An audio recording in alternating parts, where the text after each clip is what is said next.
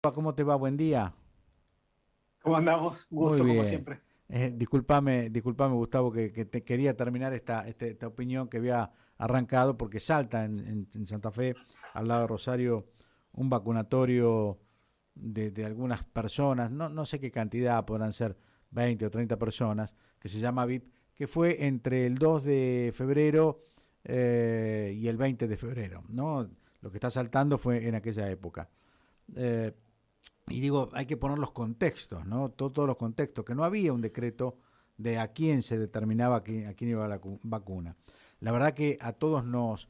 Yo ayer dije una mala palabra, ¿no? Como decía Fontana Rosa, mala palabra porque tenía con R, no L, con R.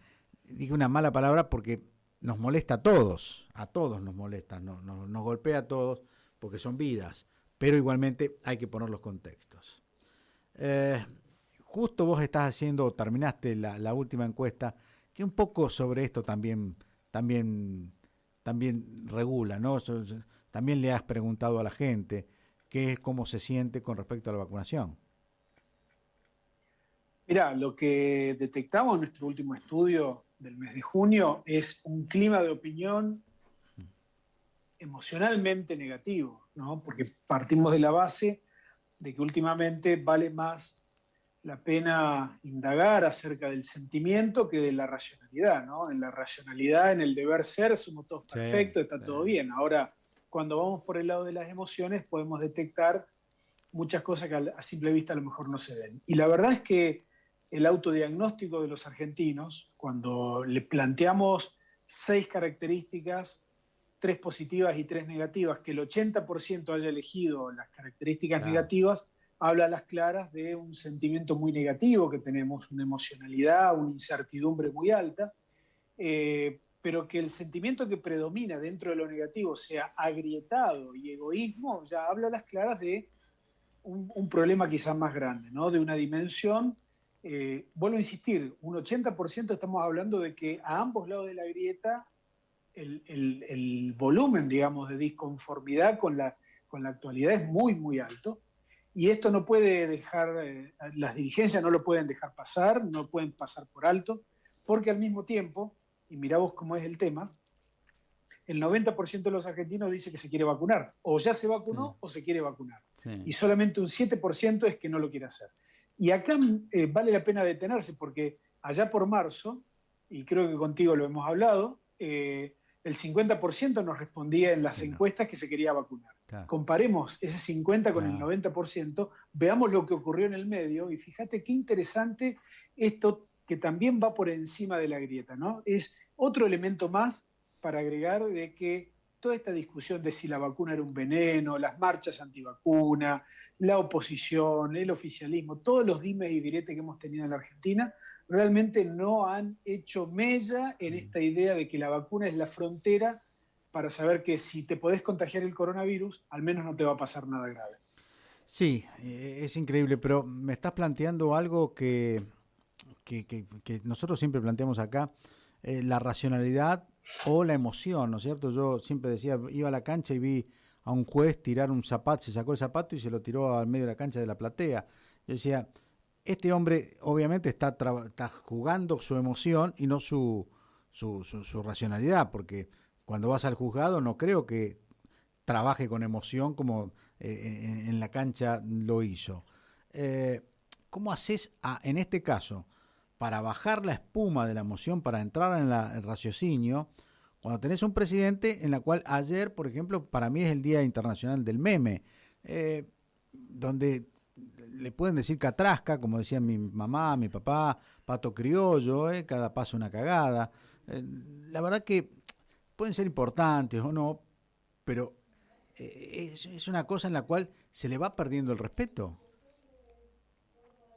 Mira, déjame decirte que cada día más la emocionalidad se impone como método para leer o anticipar ciertas conductas, sobre todo políticas y económicas. Contrariamente, en el pasado había un peso mucho más fuerte del racionalismo a la Mm. hora de buscar caminos de investigación para detectar actitudes de compra, actitudes de voto. Bueno, hoy la emocionalidad es un vehículo mucho más importante y preciso que la racionalidad. Y al respecto de lo que vos decís, yo lo que creo es que en estos contextos donde los márgenes para sentirse afectados son realmente muy escasos, ¿no? Vos viste, la misma gente en la encuesta lo dice, estamos agrietados e intolerantes. Eh, todo, no importa si es algo bueno o algo malo, nos cae mal, todo. No importa si nos favorece o nos perjudica. Creo que lo peor que nos está pasando es que hemos perdido de vista el valor de lo colectivo y tendemos a, como vivimos vidas autorreferenciales, ¿no? Y creemos que lo único importante es lo que nos pasa a nosotros, tendemos a eliminar de nuestro radar, digamos, lo que le pasa a los demás. Sí. Y yendo a lo que vos planteás del presidente, me parece que hay ahí varias cosas al mismo tiempo. La primera, que no es el primer presidente en la República Argentina que hace uso de estos bloopers o de estos exabruptos en su discurso político, ¿no? El presidente Macri nos tenía bastante acostumbrados a eso, Cristina también.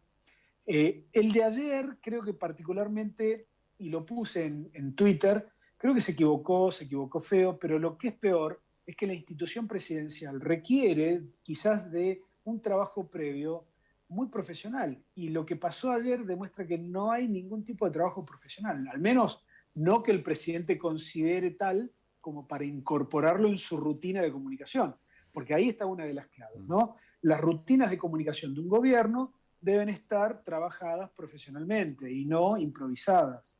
Digo, yo lo que vi ayer fue un altísimo grado de improvisación, de no saber qué decir frente a un contexto de una visita extremadamente importante para la Argentina, ¿no? Entonces, el tener la hoja en blanco y decir lo primero que se me ocurre, habla a las claras de un nivel de amateurismo y de improvisación realmente alto. Y eso es lo que a mí me preocupa, porque si hay alguien en la Argentina que tiene los recursos y que tiene los medios y la estructura como para tener una comunicación profesional, es el presidente de la Nación. Y que lo hayamos visto en los memes, bueno, es durísimo. Y por último, déjame decirte el tema de los memes. Cuando los memes tienen tan alta incidencia o rotación en las redes, en WhatsApp, en todos lados, cuando llega incluso a las páginas de los principales diarios del mundo, en la noticia, digo, evidentemente que ahí también falla la política de control de daños, ¿no? Porque inclusive el formato que eligió el presidente para pedir disculpas fue un formato absolutamente equivocado, ¿no? Ese perdón, si alguien se sintió ofendido, digo, agravó aún más, digamos, el sentimiento de que él no entendió primero lo que dijo ni tampoco el daño que causó. Te pregunto para analizarlo con lo que estás diciendo, ¿será un tema de competencia el cual él habló a calzón quitado? Digo porque la costumbre de Néstor Kirchner era no tener discurso previo, la costumbre que muy bien no lo hacía, pero llegaba al corazón, había mucho sentimiento. La costumbre de Cristina Fernández de Kirchner jamás tenía papeles, siempre era a voz cantante, era su espontaneidad y su fama de buena oradora. Y él llega después de esos dos gobiernos, olvidémonos de Macri, pero no como es de otro partido político, y él está haciendo lo mismo, no tiene un papel, no tiene una hoja de ruta para hablar. Parece ser que ser profesor puede ser profesor, pero para ser presidente y dar discursos de este tipo con presidentes extranjeros, debes tener alguna orden diferente a lo que hizo ayer. Y yo diría, como mínimo, evidentemente él paga con reputación todos estos errores, ¿no? No es gratis, no es neutro, no es inocuo. Genera impacto, le pega en la línea de flotación, su credibilidad cae y evidentemente tenemos que hablar de que el gobierno, la presidencia, más allá de Alberto Fernández, requiere de un trabajo profesional mucho más importante que el que están desarrollando hasta ahora. No queda otra, ¿eh? Y fíjate, más allá de lo que vos señalás de Néstor Kirchner, de Cristina, cada líder tiene su perfil, su trabajo, y el dato es que lo que manda es el contexto. No es que vos sos presidente y vos sos el que pone las reglas de juego. Al contrario, hoy cada vez más el contexto tiene un nivel de jerarquía muy importante. De hecho, fíjate que te voy a decir que en términos electorales, si se votase hoy, en este contexto, es probable que el gobierno reciba una cachetada electoral muy fuerte. Ahora, viendo cómo viene la evolución de los vacunados en la Argentina y sabiendo que puede haber un cambio en la economía, un margen de previsibilidad, es probable que en noviembre, cuando vayamos a votar, el contexto sea otro y las chances del gobierno también sean otras. Entonces, lo que es relevante es en el mientras tanto, que es ahí en donde yo noto, ¿sabes qué? El dilema más grave. Porque es como que las dirigencias y en general la sociedad estamos con un nivel de información mucho más alto. Hoy no podemos decir que no sabemos qué hacer para no contagiarnos, ¿no? Hoy ya todo la tenemos clara en eso. Ahora, pero el aprendizaje social, el aprendizaje de los gobiernos, fíjate que es muy difícil convencer hoy a la sociedad de por ejemplo, ir a una cuarentena estricta, porque no trabajamos bien las motivaciones, no trabajamos bien los discursos. Hemos sido tan contradictorios en los mensajes que le dimos a la población, que hoy por hoy no podemos decir nada porque el cumplimiento es absolutamente inexistente y lo comprobamos a diario en cada una de nuestras ciudades. Así que yo te diría, aprendizaje obligatorio para las dirigencias, cursos de comunicación de riesgo, de comunicación de crisis, de diagnóstico de las vulnerabilidades de una sociedad, cómo trabajar mensajes a mediano y largo plazo, porque la credibilidad del trabajo de un gobierno en una pandemia depende absolutamente de eso, de los mensajes. A ver, la Organización Mundial de la Salud, cuando tuvieron que hacer la autocrítica de la última pandemia, la de la gripe A, concluyeron que los mensajes habían sido tan técnicos, tan en terminología científico-médica, que indudablemente pensaron que lo peor que pudieron haber hecho fue no haberlo traducido en un lenguaje más accesible, más llano. Y creo que en el hoy, si analizamos también esto, ahí vamos a ver también un montón de cosas, ¿no?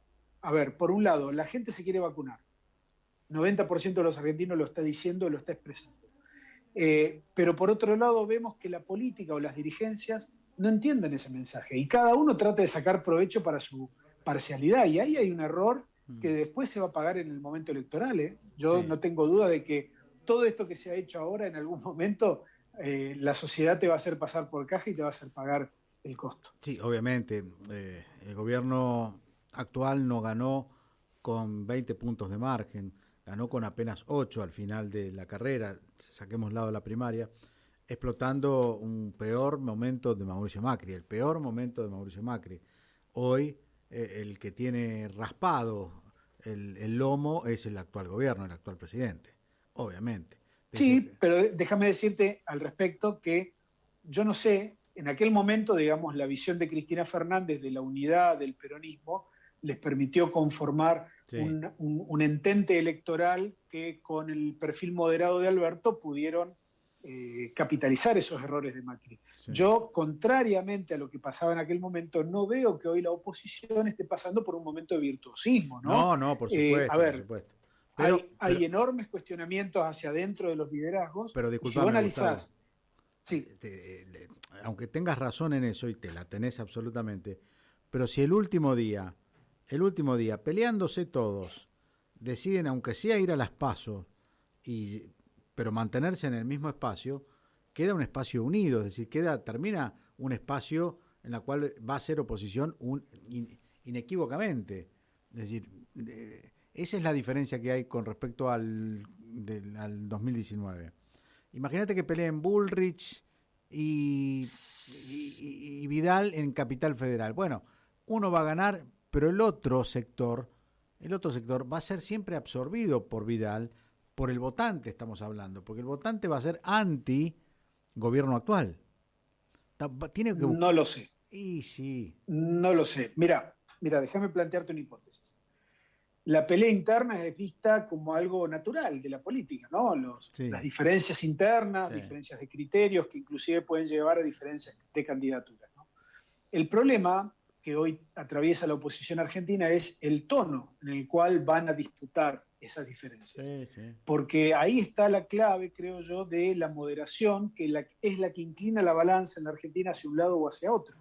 Analizá, por ejemplo, la zona núcleo, ¿no? Buenos Aires, capital, Córdoba, Santa Fe, que es además la zona más pródiga que tiene la oposición en términos de volumen electoral. Y es todo conflicto hoy. En Córdoba tenés no menos de 4 listas para senadores, en Santa Fe tenés 5 listas para senadores en Cambiemos, Sí. Más allá de que algunos puedan vivir en Santa Fe o no, esa es otra historia. En Capital Federal y en Provincia de Buenos Aires tenés un lío fenomenal, ¿no? Sí. Que evidentemente lo van a saldar en una primaria, pero vuelvo a insistirte en este concepto. Si el tono se va de los márgenes de lo potable, de lo que la sociedad está dispuesta a tolerar de ese espacio político, posiblemente sea como vos decís y se potencie electoralmente Juntos por el Cambio. Yo Ahora, te digo si que la pelea... yo te digo que el votante que no quiere este gobierno hoy le vota Vidal, Bullrich, Córdoba, Meneghelo o Alicia. Le da lo mismo, pero no vota al gobierno. Esto lo veo con los que hablo. Cuando hagas la Mira, encuesta, Gus, seguramente te lo va a dame, replicar. déjame darte un indicio. Sí, No alcanza para tirar que es un dato confirmado, porque sí, no es así. Eh, sí que hay una cuestión que me parece que ya es visible, porque a nosotros, a los que están vacunados, le preguntamos, ¿no es cierto?, la imagen del gobierno y si van a ir a votar y si van a votar candidatos del gobierno u opositores. Empezamos a notar una diferencia a favor del gobierno entre aquellos que están vacunados respecto de los que sí. no están vacunados. Es decir, que la hipótesis sería esta, la que tenemos que tratar de seguir evaluando con el paso del tiempo. Si la vacunación se puede llegar a transformar en un elemento que haga cambiar la opinión de la sociedad argentina respecto del funcionamiento o el desempeño de la gestión del presidente Fernández. Yo Sí. estoy viendo un indicio de que sí. Bueno, pero eso Así es que otra cosa, guarda a lo que planteo yo. bueno, bueno, Es otra digo, cosa. la Yo digo, oposición tiene margen de acción en la medida de que haya claro. incertidumbre, pero si vos tenés, cuando lleguemos a noviembre, que vas a tener vacunada al 70, al 80% de la población argentina, ya es otro cantar. Yo en realidad lo que te estoy diciendo, que el que tiene decidido el voto para Juntos por el Cambio, vos lo podés analizar, puede ser 22, 25, 33, creo que acá lo tenés en el número en la encuesta, ese le pongan el candidato que le pongan, se peleen como se peleen, va a seguir votando ahí. Es como que el que vota a Cristina difícilmente diga, no, ahora no quiero votar más a Cristina, le voy a votar a Macri. Me parece que por ahí van las cosas. Lo que vos me estás planteando, que me parece muy bien, ese 20, 25%, 35% que está en el medio, que va oscilando de un lado para el otro, y eso no lo estoy planteando. Yo digo, no le está importando al opositor quién sea el candidato, pero vos me estás hablando sobre el que no tiene decidido los votos, que eso es otro cantar, ese ya es otro cantar. Lo que te cambio de tema, me llama la atención la encuesta de la marca, esto la gente a lo mejor, no, fíjate, Alicia me mira con cara rara, la marca que elige para vacunar, si votaría, ¿no? ¿Votaría qué marca? ¿Vos qué marca de vacuna votarías, Alicia? No, ninguna.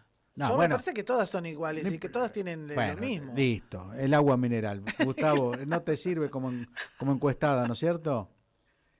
No, pero fíjate que es interesante porque en realidad el ejercicio que planteamos en la encuesta es decir, bueno, a ver, si solamente estuviesen estas dos candidatas, una es Pfizer y la otra es Sputnik, ¿a quién votarías? Y ganó Sputnik, claramente, con un 43 contra un 34%. Increíble, ¿no? De ahí que hay que sacar. Ahí hay que sacar este elemento. Primero que más de un 80% eligió alguna vacuna. Sí. Este es un dato relevante. Acá hay una mayoría que se quiere vacunar, consistente con la pregunta que hicimos casi al principio de la encuesta. Después está que la extensión del nombre de las vacunas, de las marcas, también tiene que ver con la cuestión ideológica, la cuestión política en la Argentina. Porque ¿cuántos vacunados por Pfizer hay hoy en la Argentina? Ninguno. 8.000. Por ahí 10.000. Muy poquitos, ¿no es cierto? Los 8.000 de la muestra, los 8.000 de la muestra, más alrededor de 30.000 que se fueron a vacunar, que a lo mejor ya algunos Moderna, cosa que no creo, Pfizer o Johnson & Johnson. O sea, 10.000. Sí, esto sirve también para detectar la importancia, digamos, del lobby, ¿no? Claro. Fíjate, yo creo que muchos políticos argentinos deberían hacer como los pilotos de Fórmula 1, viste que en el buzo antiflama tienen los sponsors. Bueno, yo creo que muchos políticos argentinos deberían salir ahí con... pero al margen de eso, se habla también de la importancia de la imposición de los climas de opinión de parte de los medios. Y acá también estamos viendo eso, ¿no? Que Pfizer tenga un 34% cuando no hay vacunas Pfizer en la Argentina y hay un lobby tan poderoso detrás, está claro que hubo una campaña muy exitosa de instalación de esa marca por parte de muchas personas interesadas, ¿no? No sé por qué hoy estoy discutidor con mi tocayo, pero yo igualmente te diría, si vos me lo preguntabas a mí, yo te digo, gana Pfizer por 90-10. Porque vos decís quién votaría, decís qué vacuna te gustaría más. No es que cuál te va a tocar porque sabemos que, que Pfizer no hay. Que sea solamente 34% para mí es un gran alivio. Que le gane Sputnik para mí es un gran alivio. Lo que pasa es que con Sputnik pasó, creo que algo muy gracioso. Le terminaron levantando el precio. Sí, sí. Hablaron tan mal, hablaron tantas pestes, hablaron tantas cosas ridículas algunos, hicieron marchas incluso contra la vacuna. Digo, fíjate que nosotros inclusive medimos esa famosa frase de Carrió, ¿no? Yo nunca dije que la vacuna Sputnik era un veneno, cuando hay registro fílmico de eso. Así que bueno, le levantaron el precio. Creo que le dieron una importancia real, por otro lado, porque es una vacuna que ha mostrado una efectividad en estudios mundiales. Por supuesto. Muchísimas gracias, Gustavo. Gracias por tu tiempo. Siempre muy amable con nosotros.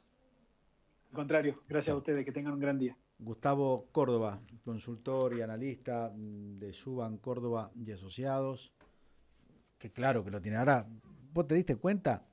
Se le preguntó a la gente, si usted tiene que votar